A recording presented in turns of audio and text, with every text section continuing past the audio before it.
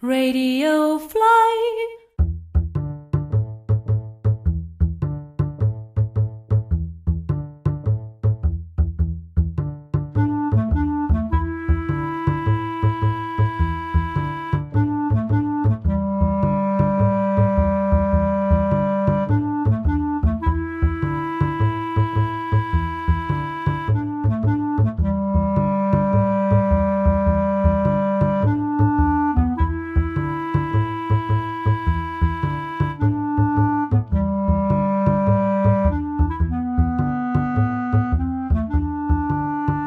Hi Amal, how are you? Good man, how are you? Thank you for taking the time. Yeah. So tell the listener about what you do. A long story short, I think you should just call it lobbying, but we call it policy advocacy. It's mostly for American companies. So the organization that I work for is called US-India Strategic Partnership Forum. It operates in about 10 sectors. Defense, energy, agriculture, infrastructure, and healthcare, of course. So we have colleagues on both sides. So we have one office in DC and one in Delhi. There are other offices, of course, but in principle, working with the governments on both sides to help organizations with policy as well as with market access. I look at healthcare, which includes pharmaceuticals, medical devices, healthcare technology, the whole gamut actually. Right. So how did you get into this? When I was finishing my master's at IIM Calcutta, I actually, so most of my work has been in research consulting, especially in the healthcare sector. Before my master's, I actually co-founded a behavioral research firm where we worked with a lot of healthcare companies, including some of the ones that I work with now, to launch new products in India, launch new business models in India. And we did the research end of it. So I've done some work on the business side of things in terms of healthcare. And after my MBA, I actually got back into consulting. I was working with an Israeli consulting firm, Sheldor. Again, healthcare, and they've got a big presence in defense as well. But this was in Tel Aviv. So I was looking for a gig in India. Oh, so you were living in Israel at the time? I was supposed to. So I was working out of Mumbai for them. I worked, just out of school. So I worked for about 6 months for them. After that, my work permit would be for 2 years. So I was supposed to spend the next 24 months in Tel Aviv. So a month before I was supposed to actually leave, because it took them some time to set up an India entity, do my papers, show me as an India employee, then get the work permit done and stuff. It's a bit tricky if you're not a Jew to go work in Israel. So a month before I was supposed to travel. I got this opportunity in Delhi. And I got this opportunity through a friend who said that, we've got this interesting gig in policy, and it's in the sector that you'd like to work in. Do you want to give it a shot? Right. So, 2 parameters for me, actually, because a friend recommended. So I was like, sure, I'll give it a crack. And the other thing was, it was in the sector that I'd like to work in. And if you could say a third thing, an opportunity to work in India, I would have preferred that. Yeah. But, I didn't want to also build a career in just consulting. So, the job that I'd landed was at IIM Calcutta. So, I was like, okay, let's give it a shot. And it's something new also. I thought that I haven't done this kind of work before. So I thought, why not? Tell me about your background. Where are you from? I'm from Delhi. I actually grew up here. And I went to school in Delhi as well. After that, I went to Delhi University to do my bachelor's in business studies, College of Business Studies. Okay. After that, I spent a bit of time here and there. The startup that we'd founded, me and another senior partner of mine, So my first job was at a firm called RockSearch, and I met my future co-founder of that firm there. So that particular startup, we worked on a few interesting projects which took me around. So, RockSearch. Yeah. So what was that about? That was about business research, using secondary research to come up with findings for companies to act on. So, the startup that we did would do similar things, but would do that through interviews, in the sense that we'd go out there and talk to consumers or potential consumers. But at RockSearch, we would rely on existing data. That was the key differential. So, for example, a company would say, we've got this new drug and we want to launch it in Singapore. So what's the market like in Singapore? So your first job was in pharmaceuticals itself? Yeah, I ended up working in a lot of sectors. Right. But there was enough healthcare as well. And those were fairly early days, huh? So what year was this? This was 2009, 2010. Okay. I worked in quite a few sectors. It's just that I remember healthcare because it then connects to other projects that I did in the future. And if I was at RockSearch, what I would do is I would look up reports, summarize the findings that I have from those reports and give it to the client. The differential was that in my startup, if you'd ask me the same question, it'll be something like, oh, we've got this new product. And I can give you a real example. So we worked with a company called Medtronic, and they'd come up with a new way to treat diabetes. So they'd come up with an insulin patch, which is like a sticker. So this was for older people who would have to inject insulin multiple times a day. So what this product did was you could stick it onto the person's arm or hip or wherever, and it had a screen, so you could program so dosage. Like the nicotine patch. Yeah. So it would stick onto your body and it would deliver insulin. So the idea then there was, can you go talk to consumers in Madurai? Can you go talk to consumers in Amritsar? Can you go talk to consumers in Bengal? And see what would get them to adopt this. What do they think about this new product? What price would they pay?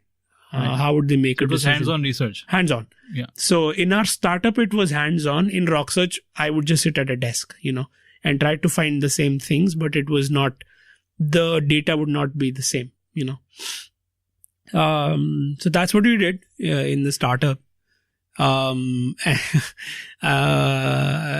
We did pretty well enough in the first year. By the end of 18 months, we had about 30 people on the team. And we got a bit ambitious after that. So I built another startup in 2012. This was e-commerce. So this was Big Basket or Grofers, as you would see today. Right. Completely marketplaced. So in 2012, 2013, we don't have them anymore. But so packaged goods or fresh stuff? Everything. Okay. So that's what I'm trying to explain, that we had these Carrefours and Metro Cash and Carries who had entered India back then. They're not around, Abhi. They didn't make money, so I think they shut down. Yeah. So our model was that we basically tied up with them and few other, wholesale guys, and we would accept the orders by cutoff times in a day, and we would deliver like 4 hours, 8 hours, 12 hours. So we just had the logistics and we had the tech capability. Okay, so you were not warehousing? No. Right. So we got into warehousing like 6 months into the business, and I'll tell you why. The first 6 months or so, we were just doing B2C, which is, ghar bhejte the. But it was not profitable on a per order basis. Weight to price ratio. If you'd ship 10 kilo atta, you're not making a lot of money, right, and it's heavy. And what we did was we also got into B2B. So for example, if you've gone to Gurgaon, you've probably seen Rapid Metro. So we got into a contract with Rapid Metro where we served 10 of their stations, which were on which they were making the stations, right? So these were small depots, and their order would be, they'd buy tea, sugar, tissue paper, blah, blah, blah. And for the labor that's working there? For the labor as well as the employees, right? I mean, on an average, or for each of these small depots, they'd buy 8,000-10,000 worth of stuff. That would be tea, biscuit, those kind of things, which they were buying on an everyday basis through cash. So they just wanted a solution where they could go to a portal and repeat order, and just could pay once. So we expanded that as a tech solution. We already had the tech capability. We thought might as well. We had the people, right? Fixed cost. We were anyways paying salaries for the people. So we thought might as well tap into this because महीने में एक बार delivery करनी है. And they were buying stuff worth like a lakh rupees, and we'd save 10-15 grand. So profitability wise seemed like a good deal. But I think it opened a whole lot of other challenges because these people, I mean, we'd pay and we'd buy. Companies wouldn't pay you till 30 days, 45 days. Right.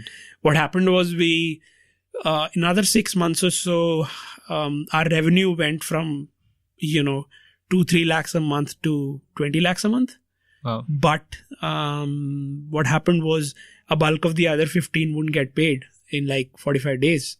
So we were making money, but we got stuck on working capital. And the other part was B2C was growing and we really wanted to scale B2C, right? So we got angel round of funding and we kept going. We reached a particular point where we had to raise more money.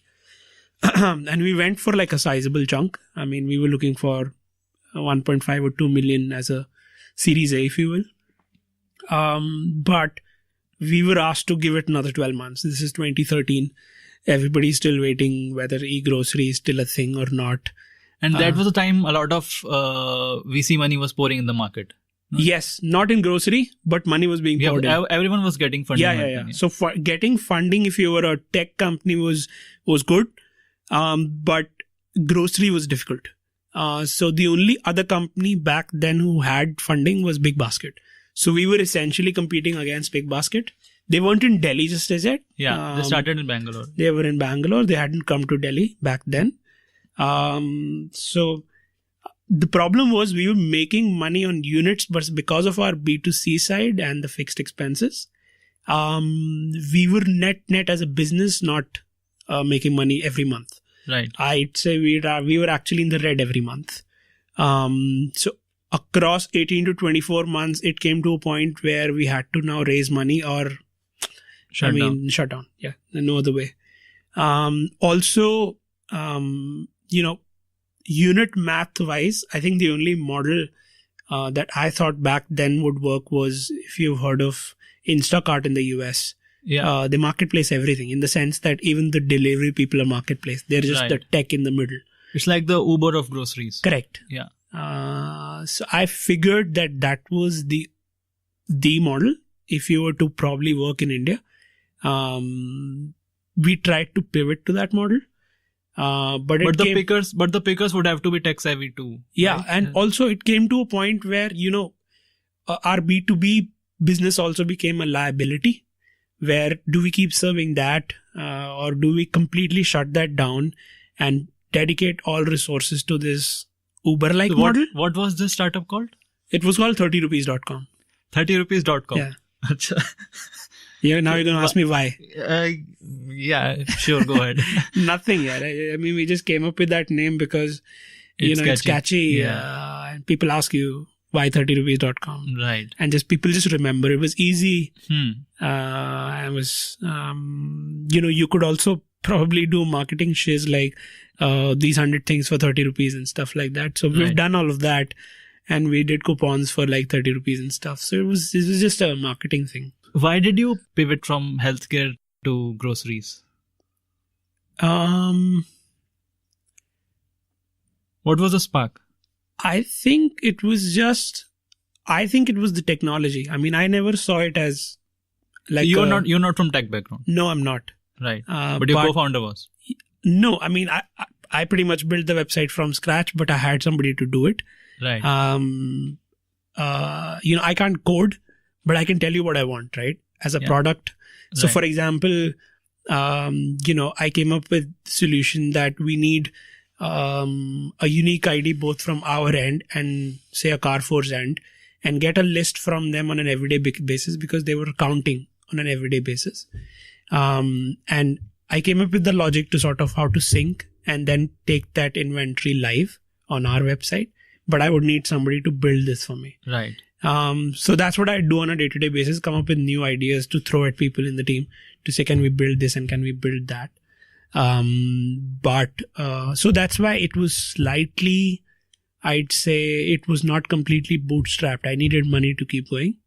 I had a tech team, I had a logistics team, I had a procurement team who would go and buy stuff. I had a couple of salespeople. And why grocery? I mean, I honestly, I didn't see it as grocery. I saw it as like a tech solution. And that was the draw, that you could actually solve this problem. I still believe the problem can be solved. I don't think any of the guys even currently doing it solve the problem like it should be solved. Big Basket is still very inventory heavy. So what that means is I don't think they make as much money as they'd like to. Yeah, they spend a lot on warehousing. Yeah, so unless you're like Amazon where you've got the width Right. of portfolio, Right. and then you can get into inventory, then it's fine. I mean, then it means that from a consumer, you can lose money on one product and... The perishables are the tricky thing, right? Yeah. So, I mean, so here's the thing. Amazon can completely substitute your buying, in which case it will mean that Amazon will make money of the apparel and pen drive to subsidize the probable loss in money in grocery. Up until a point in time where they also start making money on grocery. Enough scale. But that means only one guy can do this, right? Then I'm trying to think of competing with Amazon. I had no shot. But if you're going to just be a tech player, that's a different ball game altogether. You can scale that just as tech. Partner with, go hyperlocal, partner with a Reliance Fresh or whoever else is out there. What Grofers is doing. Yes, what Grofers is doing, but it's still not completely marketplace. Grofers has, they employ the people. Right. It's not Instacart just as yet. Right. Which is why Uber makes money, right? Uber has no assets. Gaadi kisi aur ki hai. Drivers are on commission. Right. Uber just makes the tech. Yeah. So it's not completely Uber, Grofers.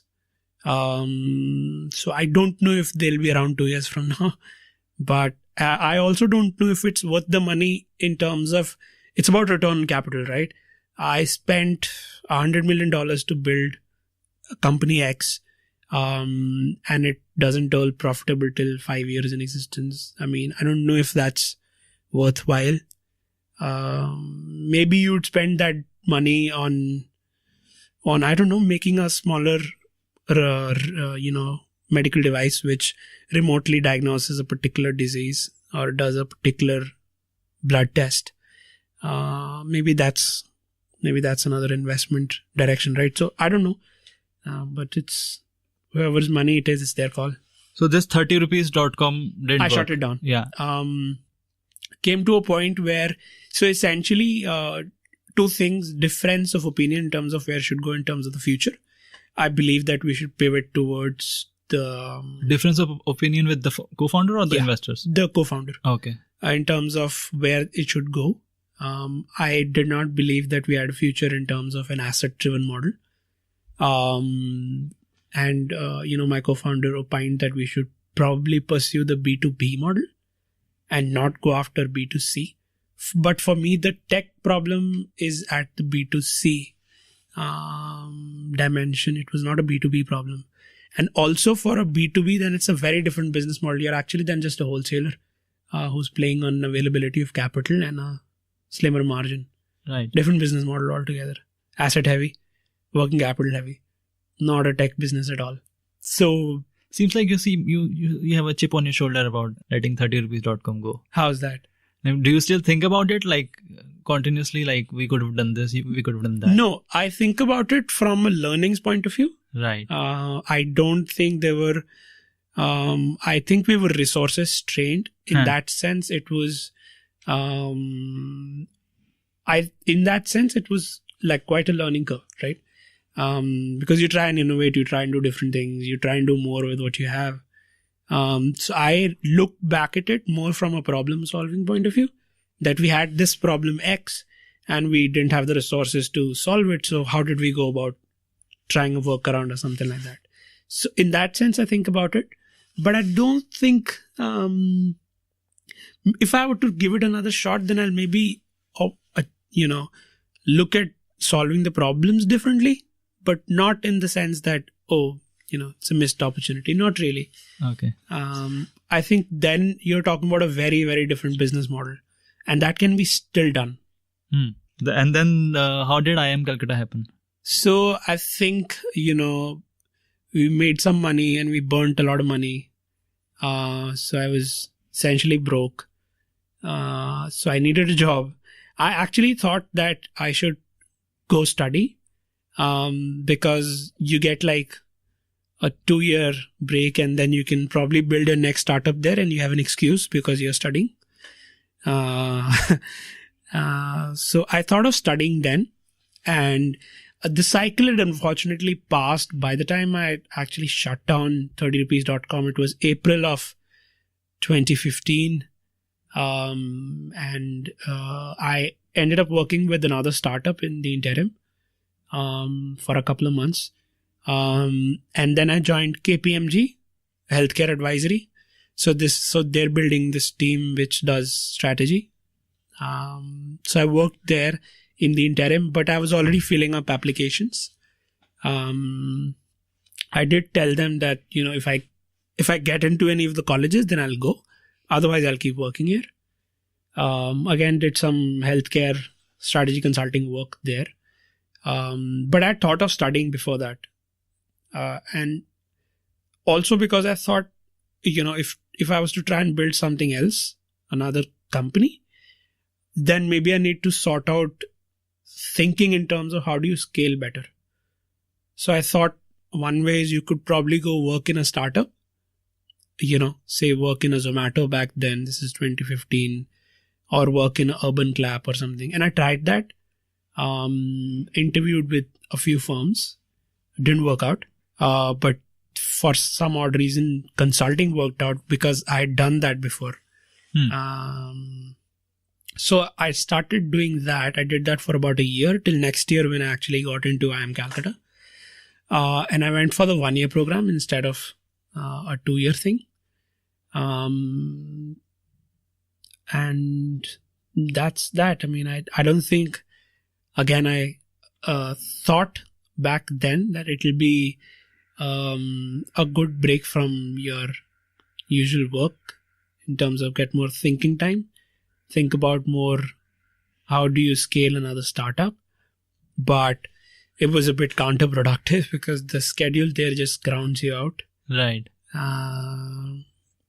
Grinds you out, I mean. So I don't think I thought about a few ideas and I penned them down. So for example, this was 2016 to 2017. So few of the ideas that I'm exploring now, one is vertical farming. Okay. And we started. I just saw a video about vertical farming yesterday. So we started thinking about this back then. I couldn't get any of them off ground. Right. But I should hopefully soon. What did you study at IIM? Like you already had a business degree, right? Yeah. So in your graduation. Bachelor's, yes. So what was different and what was missing in like local college that you found there? Honestly, I just thought that I'd get to interact with professors who've done this and taught people. And, if you look at some of the IIM folks, they've done well for themselves in the sense that, a lot of them end up becoming leaders in different companies. Right. So my sense was that they've probably been trained the right way, right? And the training's been done by the professors.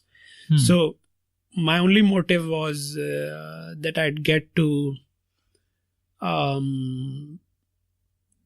learn from some and probably network minds. Because I think and that's the second that's thing, that's the main thing, right? That drives people into Ivy League colleges in the US. 50-50. Yeah. Also when you're in that environment, for example, IIM-C has its own incubation thing. Yeah. We try to tap into that as well, but it's again, the time. So you limitation. say we. Who was we? Me and another friend of mine. Okay. So the other model that we sort of dabbled with in college was to use sports as a means of education. So Shipping ports? No, sports. Sports, okay. Sports. So Okay. this friend of mine, he worked for a NGO called Slum Soccer. It's in Nagpur and few other cities. I think there's one in Chennai. And what they do is they use football as a means to train underprivileged children, right? So they'd use color combinations and training methods to teach them basic things: communication, teamwork, basic math. So how does soccer factor in? It's just a sport. Okay. It becomes a mechanism, because if you tell people ki this is another classroom, they may or may not show up. Right. But if you tell them it's free coaching for soccer, then they just come and play. Right. And in the meantime, they're you learning. teach them. Acha. Okay. So it's a bit You of an kind of excuse. trick kids into studying. Right. Yeah. So I mean, you got to game it, right? You've got to get whatever works. and these are slum kids, right? And if they're not playing soccer, they're probably doing something non-constructive. Right. So this was largely funded by corporates, but we thought that we thought about how could we build a business model around it. I mean, could we come up with ways where you could televise it, and you could create a multi-sport model, and if you could run small academies. And this becomes a way of corporates sort of demonstrating that they are good social citizens as well. And it's an interesting sort of, I didn't think this would be something that will change, that will be massive or it'll make a lot of money. That was not the thinking. The thinking was that this could be something useful to make something that helps those kids, right? They did. And the inspiration really was that they were running these two very small centers, one in Nagpur, one in Chennai, or somewhere around Chennai, and it had like 30 kids.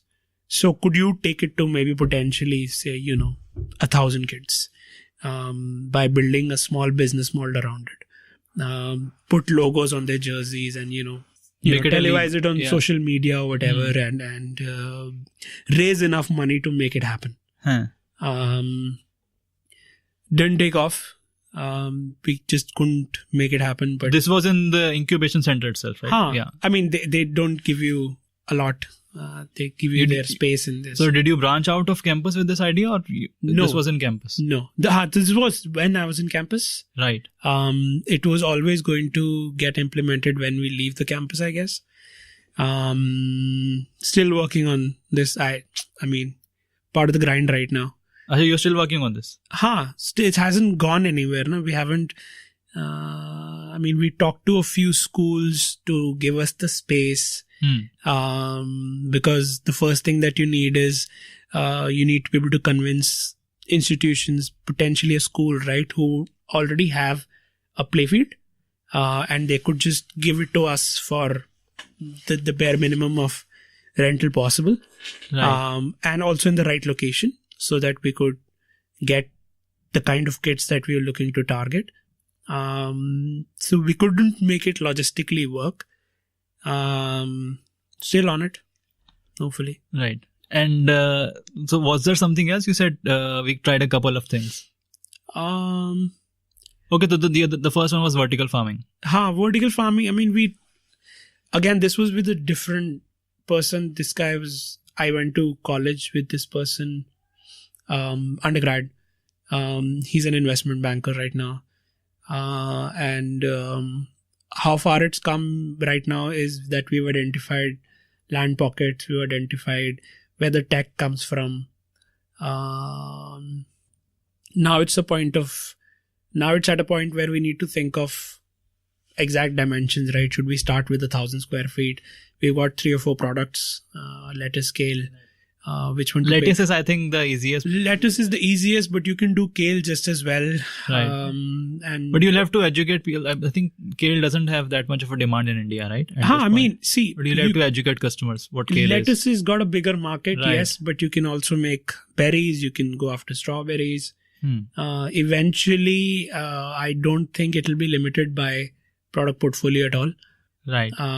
Essentially, I mean, you can either do hydroponics or you can do aeroponics. And 20 years from now, I think we'll get to a point where we'll be able to do vertical farming will be the norm. Will be the norm. Yeah. I think the root bits will be the hardest, right? I mean, to potentially talk about growing aloo or say a beetroot, they're going to be hard.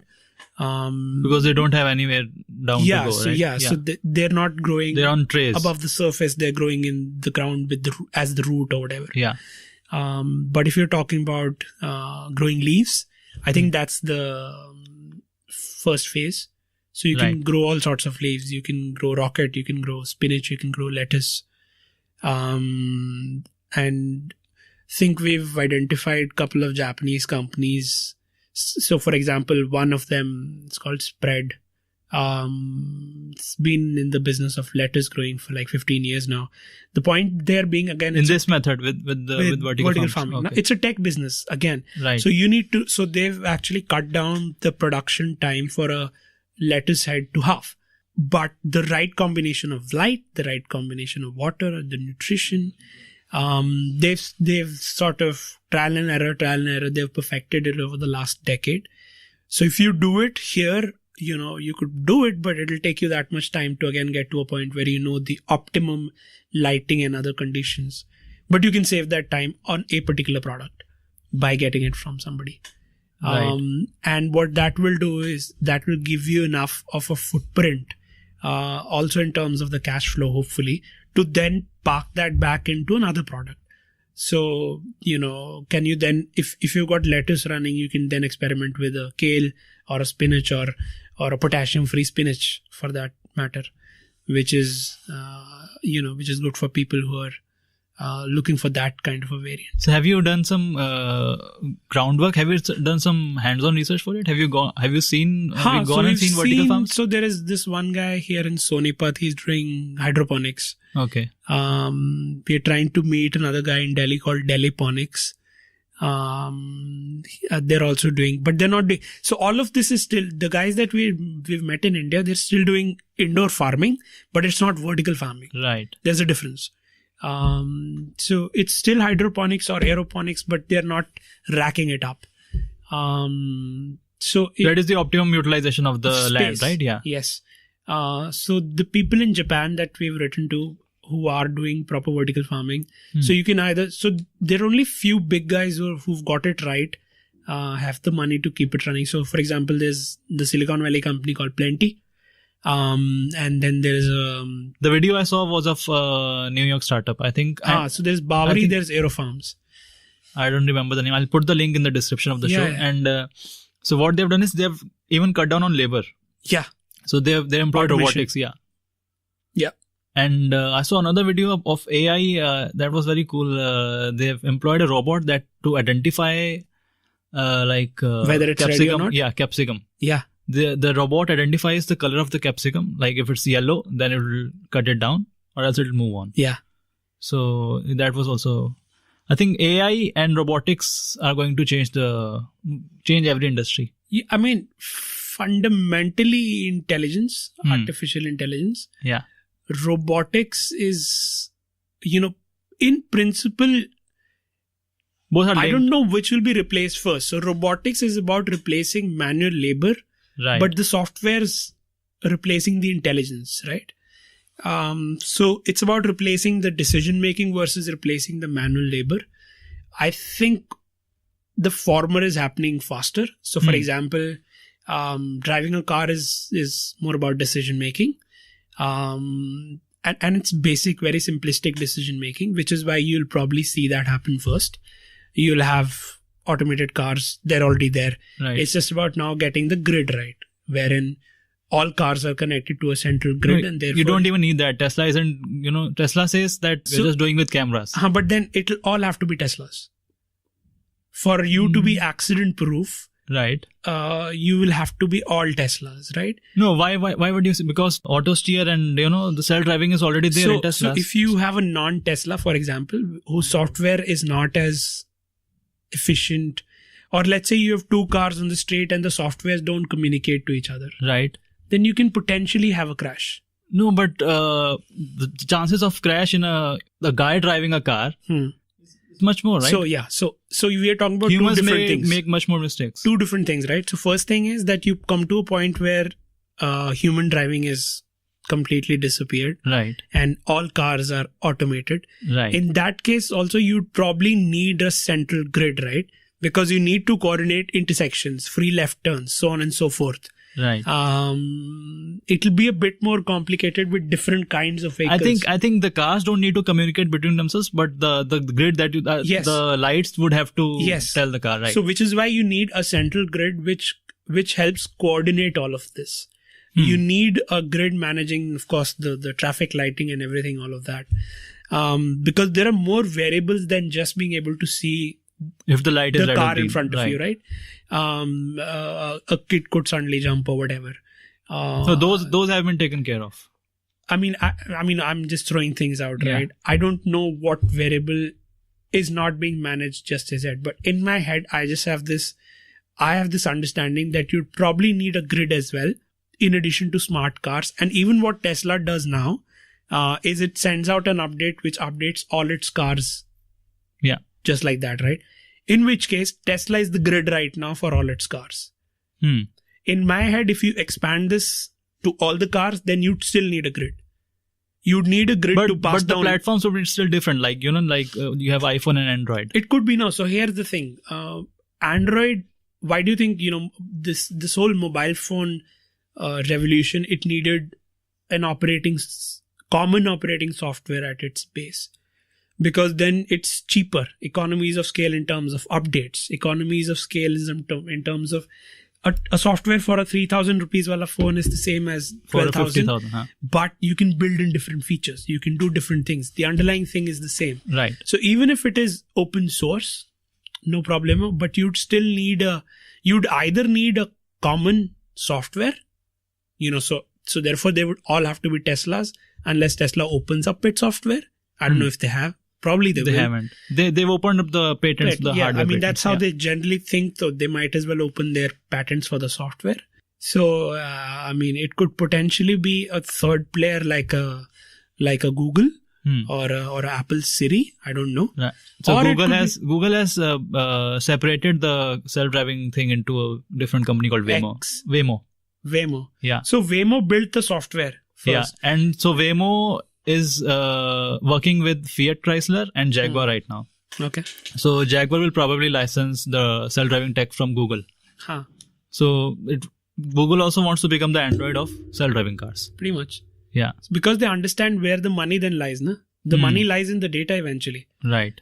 People will pay you to optimize stuff. Right. Like it happens now. So, So what was your first job after postgrad? The consulting firm. Shaldor. Okay. The Tel Aviv thing. Yeah. So I worked with them for about 6 odd months. Again, like I said, I would have been happy to go to Tel Aviv if that was the case. But So Tel Aviv has become a huge startup, like the Silicon Valley of the Middle East, right? It's become that. Yes, it is the Silicon Valley of not the Middle East. I think it's the hub for startups after Silicon Valley. In some areas, it's ahead of yes, in defense San Francisco, applications, Bay Area. in mobile tech. So GPS came from there. Yeah.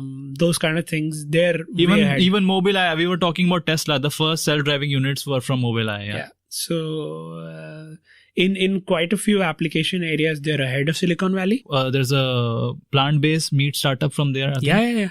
And they make they made tiny sausages steaks. and burgers. Yeah. So fantastic startups emerging out of there.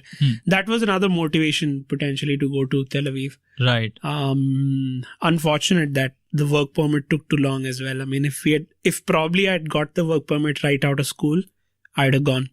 So what was that job? What consulting. So they're like McKinsey. in Israel. So this guy who founded the company, 83, 84, Harvard Business School graduate, comes back to Tel Aviv to set up a consulting shop and has been doing that since. So it's a small boutique consulting setup, still run by the family and, a few partners. And so consulting in healthcare? And consultant in healthcare, in defense, in agriculture. So actually, they've pioneered indoor agriculture way back. So Israel figured this out way back. They had to, right? Because it's like exactly. So they figured out hydroponics 25 years back. So some of these sectors they were present in, they already had. I mean, they probably still do. They were already working with Indian companies, Indian pharma companies. So the assignment really was to work with them for a couple of years or less, maybe 18 months or something like that. Get a sense of how they do consulting, get used to the way they solve problems, work with a few of their customers, work on a few projects, and then come back and set up their India office. That was the gig. And they'd identified Mumbai as where they'd want to establish their office. But that didn't happen. They hired somebody else from Ahmedabad. I know the guy, right? So I didn't go. So they hired somebody else. And that's the only person they have in the country. You worked for them in India? I worked for them in India because my work permit didn't come through. Right. And so they had already set up the office? Or no. You just said they were planning I was working out of a business center, sort of thing. Right. Co-working space. Yeah. Okay. I mean, the aim was so we had already set up the legal entity. The aim was to come back and then set up, hopefully by that, I probably would have had to go back and forth a bit. And the idea was to have like a critical mass of customers in India. They were probably working with 2 or 3 Indian companies. The idea over the next 18 months, if I had worked with them, would have been to acquire a few more customers, at which point it would have made commercial sense to start the India office, hire a few more people. So who were these customers? A lot of their business was actually still in Europe, right? In India, I think they had started working with Sun Pharma. They had started working with Cipla maybe, but just a few, handful. Only enough for them to consider opening an office in India. Right. And which is why they said we'll just hire one guy, and we'll train you, and we'll, think of an office 2 years from now. That was also conditional, right? In the sense that, what if 2 years from now, so that element of risk was involved in the sense that maybe 2 years from now, they still don't feel that the market's big enough. So you end up developing a consulting career in Tel Aviv because bulk of their business was with Israeli companies, say a Teva Pharma or any of those military startups or big companies coming out of Israel. So that was also, I'd say, a disadvantage for that opportunity. In what sense? In the sense that, it was not like a global consulting role.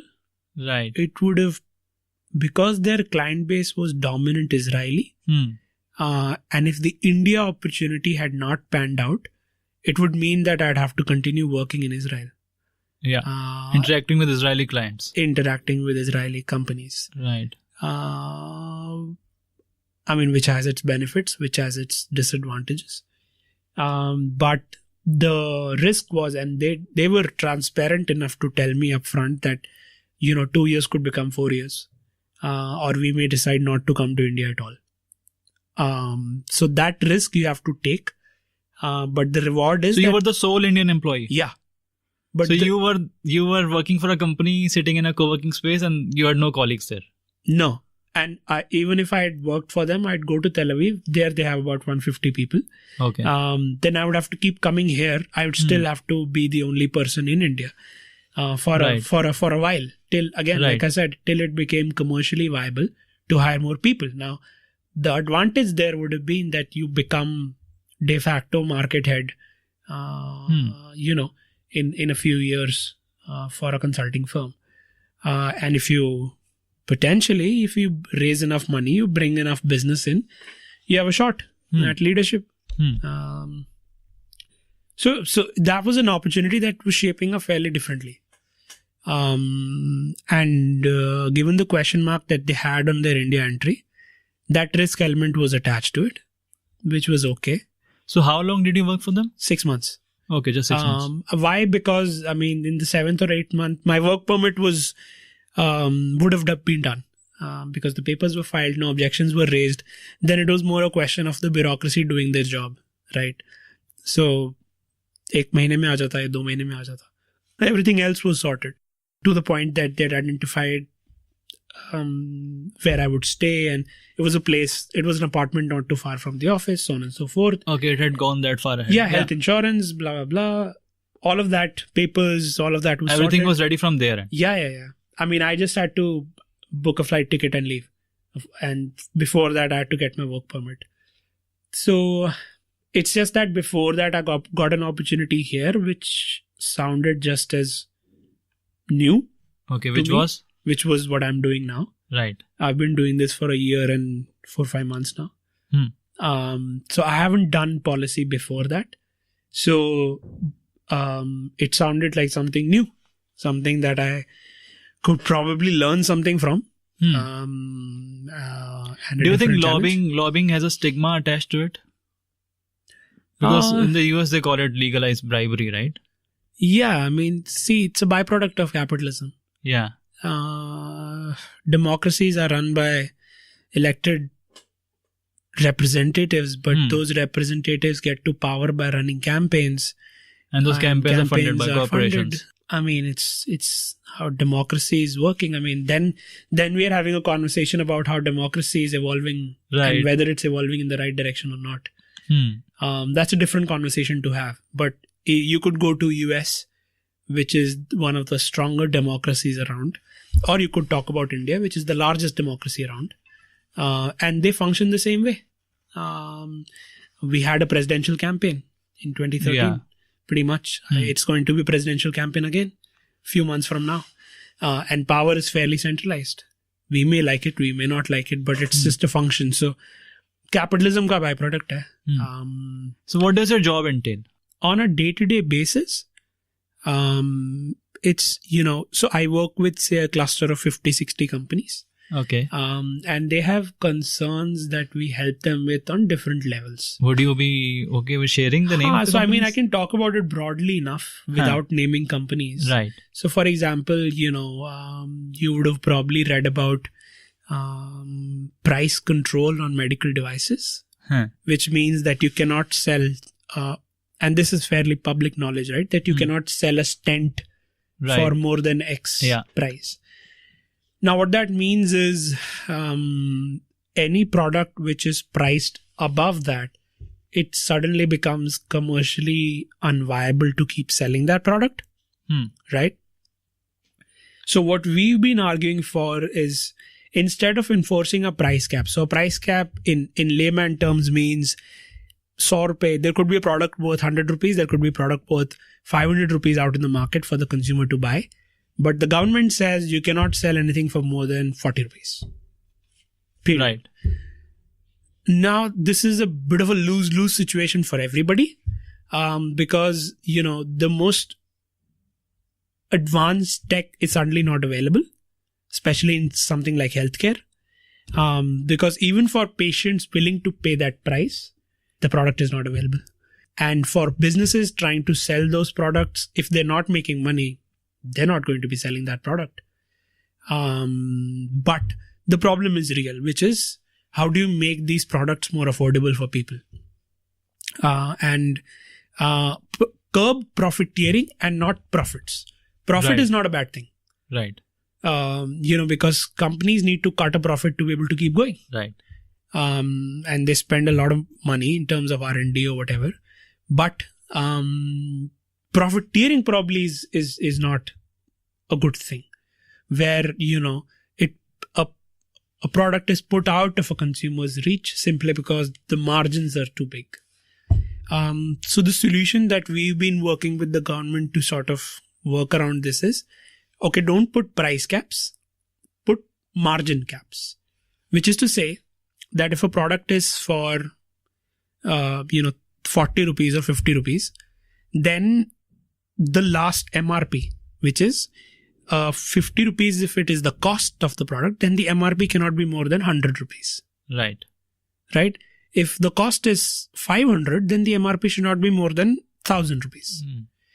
And then you can go to different parts of the value chain and fix margins. How much money can a distributor make? Depending on how much value is a distributor adding. How much margin can a manufacturer make? How much margin can a hospital make? You fix that across device categories instead of a price cap, which means all products still remain available. But you still are able to bring down MRPs across categories, which is what you wanted to achieve in the first place. It's a more that would also involve auditing the cost that the company is claiming, right? Yeah. So, it's a complex solution. Yeah. It's not an easy solution, but it's something that the industry is willing to accept.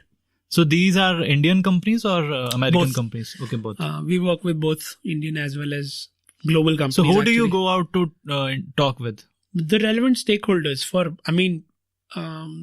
if it was something that concerns the drug standards body, then we would go to them, CDSCO. If this was something that was under the Ministry of Health. What is CDS? Is it like the FDA of India, CDS? Yeah, it is. But for let's say a drug, and something around a company's drug and its patents, you might have to go to CDSCO. For something like this margin cap thing, you'd probably have to go to Department of Pharmaceuticals, which is the decision-making body. Right. You'll also have to. So do you do the fieldwork or? We do it. We write the letters. We go meet the bureaucrats. Right. So do you often receive pushback from the bureaucrats, or are they open to suggestions, or? They listen to you. It's not entirely that one person's decision at the end of the day, because if you're talking about something like this, you'll have to go to Niti Aayog, because they're the advisory body for any policy. So you'll have to get them to see what you're trying to say, and hopefully for them to do the research at their end and agree to your viewpoint, and therefore then endorse your viewpoint. So you have to, for any of these things to happen, for any of these policy changes to happen, you have to coordinate and educate and sensitize, whatever word that you want to use, all of these stakeholders, and they have to agree. And it's a lot of back and forth, because they may agree on some things and they may not agree on some things. For example, they may agree on the fact that instead of price control, let's use trade margins. But then what percentages? Somebody might have a different view on it. So you need to put people in one room, let them discuss, let industry also be in that room, because they have their view. So it involves a lot of consultation, and our job is to facilitate that consultation. Right. So it must be a very, very slow moving process. It's a slow moving process, but it's an important process in the sense that what happens is industry, if a company is presenting a view to a government to say, we would like this policy to be changed, that view is obviously seen as biased, and for a valid reason, because they're an organization whose goal is to make profit. So our job is to help drive consensus among different stakeholders of the industry, then present a view which works for the industry at large, and then do the same on the other side. Because government also have their, rightfully so, they also have their priorities to make healthcare more affordable, to make sure that a certain part of the value chain is not affected unfairly and at the expense of another part of the value chain, in the sense that distributors should not suddenly make lesser money than somebody else because we made a poorly researched decision. because we did not understand the value chain well enough.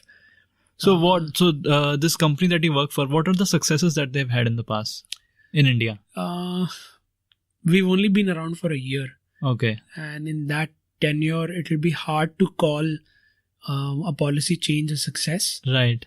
That's a very short period of time. Yeah, we've had examples where, for example, without naming the company, the government's put a ban on a particular drug. Okay. Citing a particular misuse criteria. And, we've been able to go talk to government stakeholders and consider and, help them look at the situation differently and reconsider the ban. That's happened. But the ban has not been lifted yet. It's been lifted. So it's two different things, right? They're still looking at it and it's not been enforced. Has it been revoked? Probably not. Has it been enforced? No. So it's in the proposal state. It's still there. Yeah. Right? In the sense that the company still is able to provide the drug to the market, and it's an important drug for which there aren't too many alternatives available. So it's still a sword that's hanging, if you'd like to put it that way. But it's still not disrupted the market. And if we've got them to reconsider the decision, it's a small win. So do you think lobbying would be made legal in India at some point? Regardless of whether it's legitimized or not, it's still happening. It's an important function of capitalism. Because to be honest, without sounding too capitalist, probably I'm a part of that system. For healthcare, for example, if you take off certain products from the market, and in this case, it's fairly simplistic to say it's a product, but you could lose lives. It's not like taking a pack of Cheerios off the shelf. It's not like Kellogg's. So it's not a simplistic analogy. So if a drug is banned and it does not reach 50 patients. No, let's talk about another industry. I know you don't do that, but there are other companies that are engaging in lobbying. Of course. So I read about the Israeli lobby, which has such a powerful command over US legislators, US lawmakers. So do you think that can be a negative aspect of lobbying, too much control over the lawmakers? Yes, it can be. And the lobbies would be providing, the lawmakers literally suitcases full of cash. It doesn't happen that often, but it does. In some form, what you're talking about always exists. Right. Think of it this way. We know in India, for example, and I'm bringing back it to my healthcare sector, but doctors are paid by drug companies in different forms. To push their drugs. Yeah. It could be conferences in another global destination, or it could be anything. It could be straight out pay.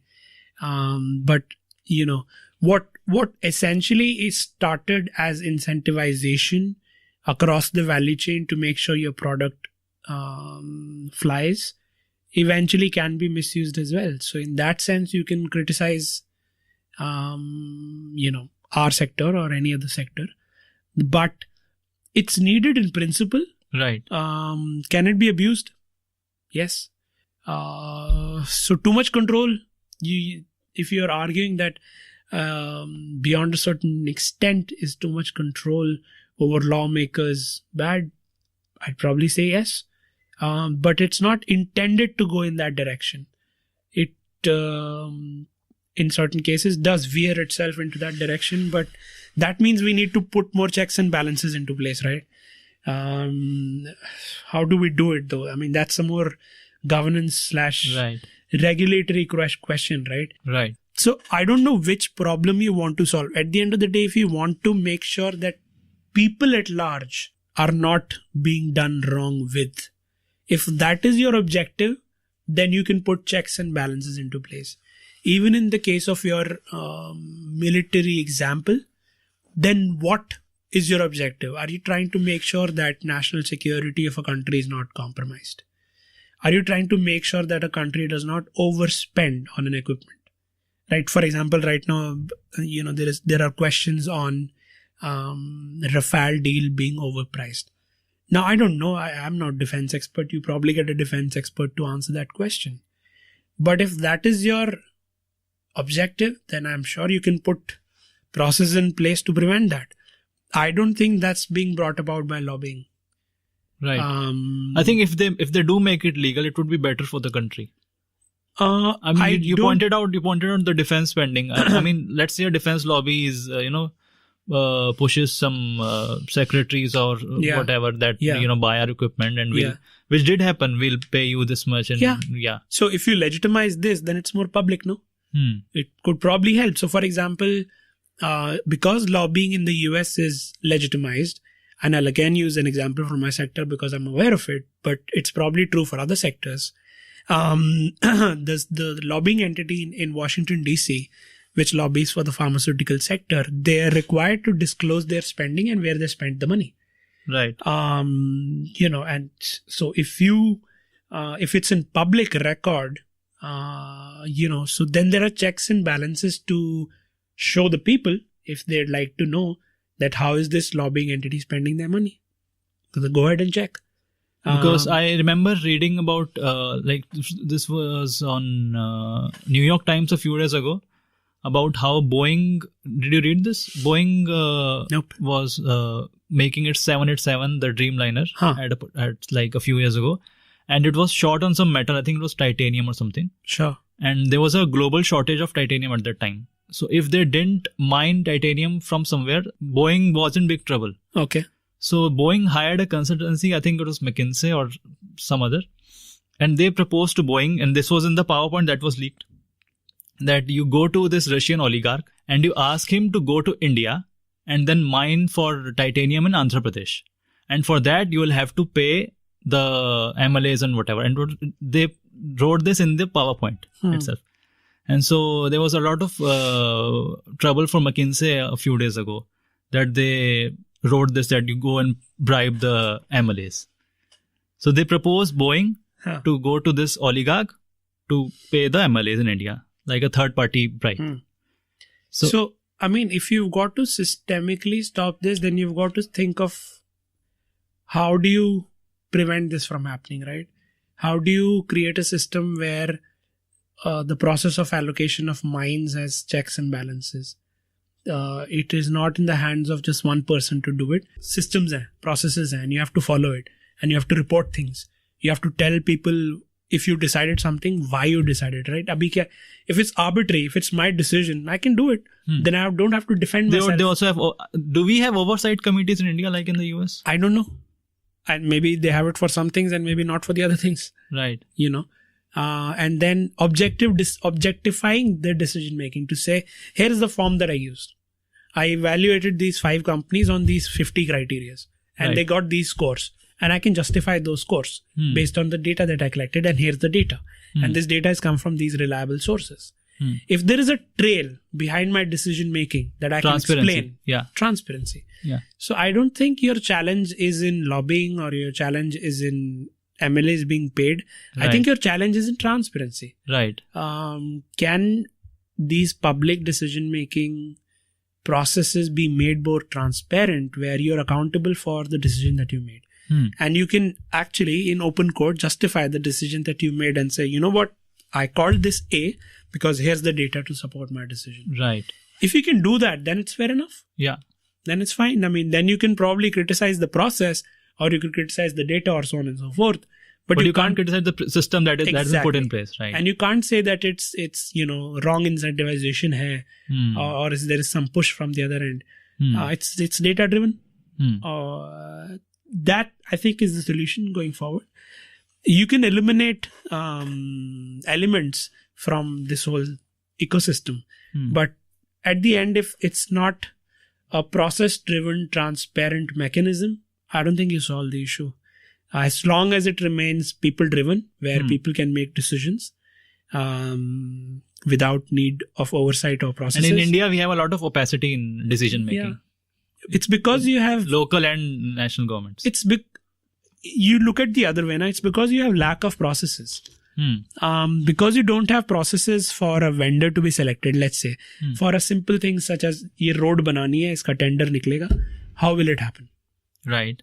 So, there are instances where it would be the company that would dictate to the tender announcing body that these are the criteria that fit for us. Why don't you put these as a selection criteria? It works the other way around instead of it coming from the selection agency. And even if someone files an RTI, yes, why did you select this contractor? They push back that we are not training you. Or you don't get it. Or you spend 12 months in getting it. Right. It comes down to they drown you out in paperwork. Yeah.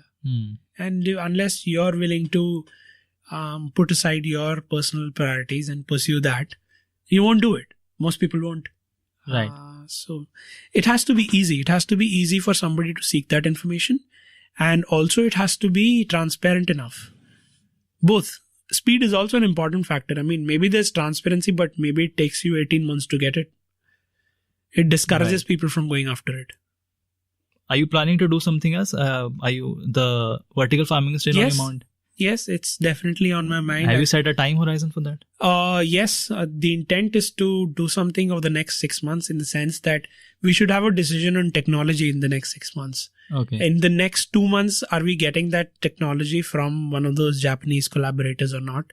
If yes, how much will it cost? And where can we set it up and so on and so forth?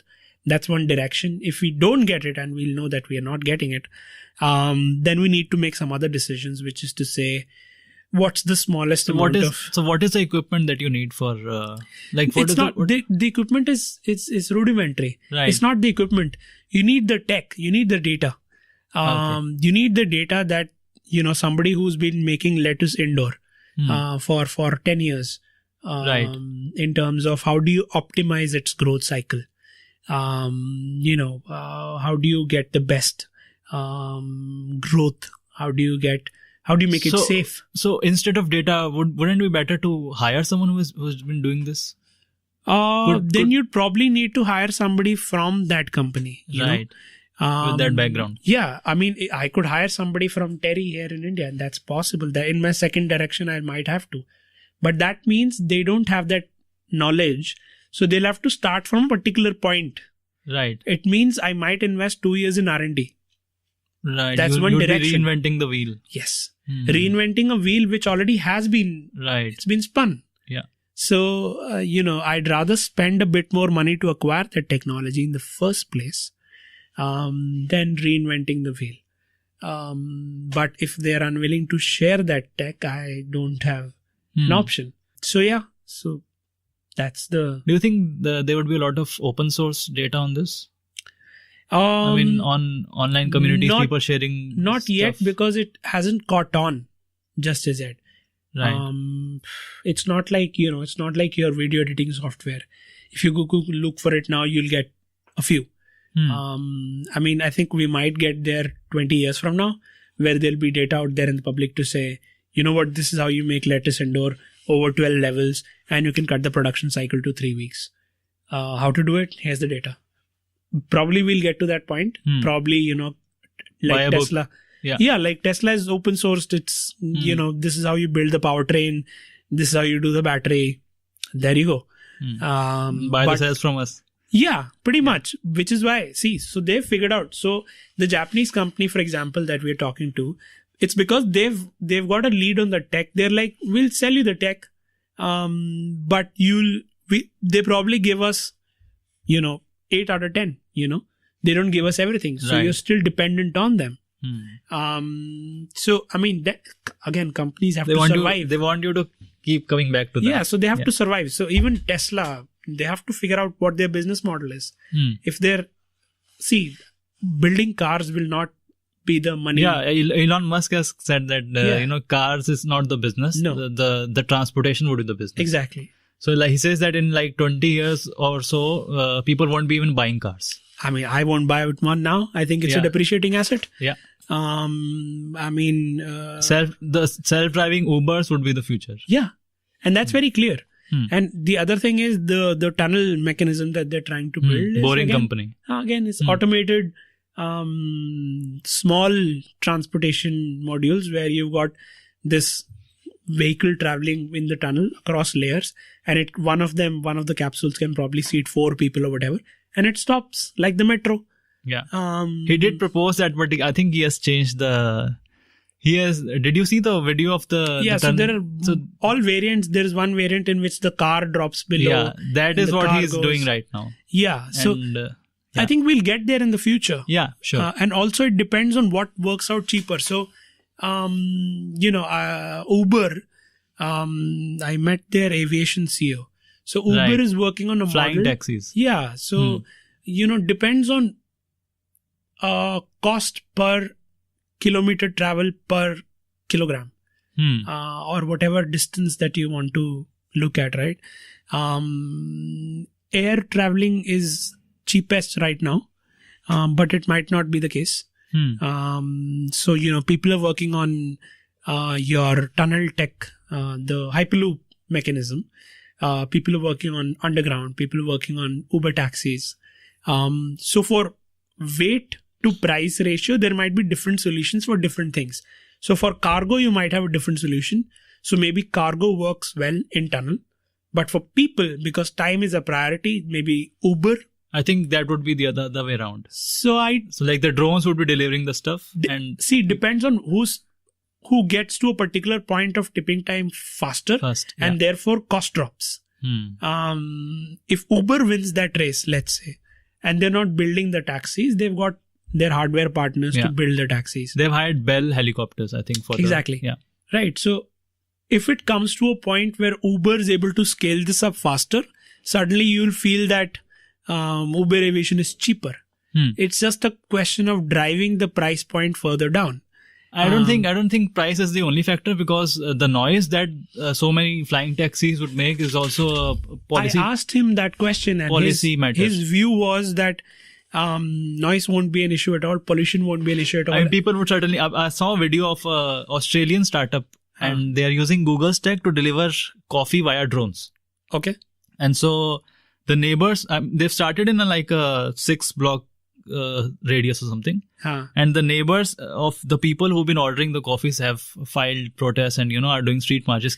This makes so much noise that we are not able to relax. We bought this property for relaxation. Early, no. So, I think these are issues that you can fix. Right. And I think that is also the driving force behind the boring tunnels also, because there's no noise in tunnels. If you look at SpaceX, their first 3 rockets blew up, man. It takes time. 4th one took off. So, see, if you're trying to do something really new, I don't think you ever get it right in the first few iterations. Honge challenges, completely. Right. Policy challenges are there. Infrastructural challenges are there. So in the future, roads are 2-dimensional, so they're already clogged. So road travel is certainly not the future. Is it going to be air? Is it going to be levels deeper? I don't know. So the other problem with tunneling is it's tunneling the cost per meter for digging. It's at a particular point right now. But that's what they're driving down, right? They said that in the 3rd iteration, it would be much, much cheaper. Right. So that's what I'm saying. It's about iterations. So Uber Eats or whoever it is will argue that we'll get through those iterations faster. It's good for the public. Whoever solves it faster, perfect. Hyperloop guys say we'll get there faster. We'll make Pune to Bombay, and that's the first one that they're building. We'll make it the equivalent of a bus ride, and it'll be like this. It'll be 20 minutes. So whoever, it's just that driving down that price thing, and it's also a speed thing. Who gets there first? And then what happens is it's not necessary that the best technology wins. Whoever gets there first potentially wins. And then what happens is you get the scale and the second guy gets left out. Coming back to the vertical farming thing, there's also a new startup. I think they're working with all the farmers that are already cultivating crops. And they're bringing technology to them. Yeah. So do you think that will be much easier to implement in India instead of starting something new? Yeah, there are all models, right? And indoor farming is also not a farming business. I see it as a tech business again. Right. So I don't plan to be the producer. I plan to be the company that knows how to best produce lettuce, and then be able to lease that technology to whoever is willing to build that farm out. Right. Which is what the Japanese company does right now. And then what is that company called? It's called Mirai. Mirai. Okay. And then you move on to the next product. Then you talk about how do you optimize the production cycle for say lettuce or spinach and kale and rocket leaves, and go all the way to strawberries and fruits and apples and whatnot.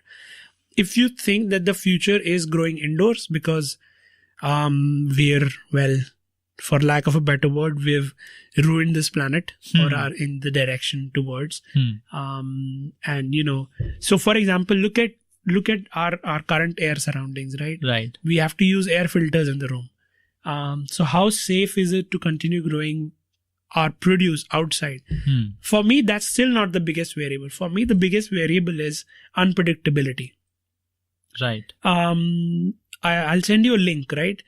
Punjab mein, there was a cotton crop. It was a bumper cotton crop. They were expecting 400 to 500% yields this time. And in December, it suddenly rains for 10 days. It rains for 10 days and the crop is gone. It's destroyed. Yeah. Now, all those guys who were thinking of or dreaming of 500% returns can't even pay back the loans. That's the swing. And for a farmer, that's too much of a swing, man. So unpredictability for me is the main variable. And within that, there is a sub-variable of seasonality. So if I can, it's science fiction right now, but if I can crack this, you'll have the same quality of apple which tastes absolutely the same across the year at the same price, and it will not be subject to a hailstorm. I can get it to you. Right. Right. It sounds science fiction, but I think it's the future. Not really. Yeah. No. If you are doing the correct temperature control. Exactly. So it's about controlling the variables and reducing unpredictability. And therefore it's about the tech. So I'm happy to then if I am able to, if I have the science in front of me to say this is what you need to do to produce this apple over the next 6 months and keep doing it. Right. I'm happy to share that tech. I'm happy to lease it out to you because I don't think the money is in growing that apple. The money is in, I sound like a capitalist, but being an enabler. It's the same as Tesla. The money is not in making the car anymore. Right. It's in the battery. And then subsequently, it may just be in the software. Controlling the grid, making sure that the cars are safe, making sure it gets to your office when you need it, and making sure that when you don't need it, the car's doing its Uber. Yeah. Fantastic utilization of assets. So optimization becomes the goal as opposed to owning the asset. I'm saying it has to be the same across the board. So I don't want to own the assets. So are there any other startups are you aware of that are planning to do something in this space in India? For farming? Not in this space. Not in the terms of growing tech. So I know, I know startups which, like you were talking about, they have this app and you can clip, it does a video analysis of your product to say if this is ripe right now, right, or what kind of price will you get in the market, or in terms of weather analytics, or in terms of crop analytics, or in terms of soil productivity. There are a ton of startups doing a ton of things. There are startups, I forget that guy's name, but we met this guy recently. What they do is they act like an interface between the farmer and the marketplace right at the end. So they buy from you, but they're actually buying for somebody else. So they represent the buyer and they help cut the physical chain. So farmer ko kisi market mein nahi jana hai. So this whole market scenario that we have right now, right? Ki farmer ko mandi mein jana hai, mandi ka price milega. So what if you put a net which is a layer above this and you're able to connect the farmer right to the end point, right? This is what they're trying to do, wherein they buy from the farmer. And you're essentially selling to a marketplace which is selling in the cities or right to the consumption point. And what they do is they own part of the logistics in the middle. So they also make sure ki in how much time will it get to point A from production to point B. I'll send you this company's name. You can read about them. So there are, across the value chain, there are disruptions happening at different points. Right from the point of gaming the seeds, to soil productivity testing, and it's not just tech, right? There are solutions coming up in financing as well. So there are companies that are coming up with insurance products, which, so I use the Punjab wala example. So there are companies that are going to sell you insurance, which protects you against something like that. It insures you against weather. But that already exists, crop insurance. So usme startups hai, basically, who do it differently, slightly with technology. See, a lot of these things are available. MSP is also available. But when you build in technology that probably intends to improve it, that's the idea. Genetically modified seeds are available. But the combination of the seeds with the soil testing and so on and so forth, which a startup enables you to do, that I think gives you that extra 3%. That's the idea. A lot of these things exist. I mean, fundamentally speaking, you can still grow apple. I'm not saying that will change. I'm just saying, can we grow it slightly better? So a lot of people who've been farming for generations are moving into services and moving into urban areas. Yeah. So do you think over the next 30-40 years, the farming community of India will look like tech entrepreneurs instead of the farmers that we have? Ideally. So, I wrote a paper with my professor, my economics professor, who fundamentally believed that without an agrarian revolution where we boost productivity, India will never prosper. We need to get to a point where, so if you look at some of the developed economies, you will see that 5 or 7% of, maybe 3%, maybe 4% of their population works in agriculture. Yeah. And agriculture contributes to 15% of their GDP. So this reversal, where in India, I don't know, 50%, 60% of our people work in agriculture, and it probably contributes to 10, 12, 18% of But it's rapidly dropping. That equation needs to flip, not drop, flip. Right. What you're talking about is, and that's what happens, right? The transformation of labor is from manual labor to all the way to, service labor or intellectual or whatever you want to call it, right? So this transformation where most of your GDP comes from the service industry, not from manually intensive agriculture. And also for it to transform vis-a-vis productivity, and that's how it will happen. When productivity increases, you will have farmers who are economically well off, and generationally then they transfer into different forms of employment. Right. And what that means is an economic transformation where you have a very small percentage of your population, relatively speaking, continually engaged in agriculture, but automated agriculture. Right. Productivity is high, and therefore it's good to support them economically. But a lot of people have moved out of agriculture, so it doesn't significantly now feature in your contribution to GDP pie. It's just maybe 12, 13, 14% of your GDP. So we need that. I mean, if we don't do that, then a lot of people will... farm loan waiver is not the solution. Right. No, it's not. Yeah. It's a huge burden on the economy. Yeah, great talking to you, man. Pleasure, man. Let's do this again sometime. Yeah. All right. Thank you so much. Cheers, man.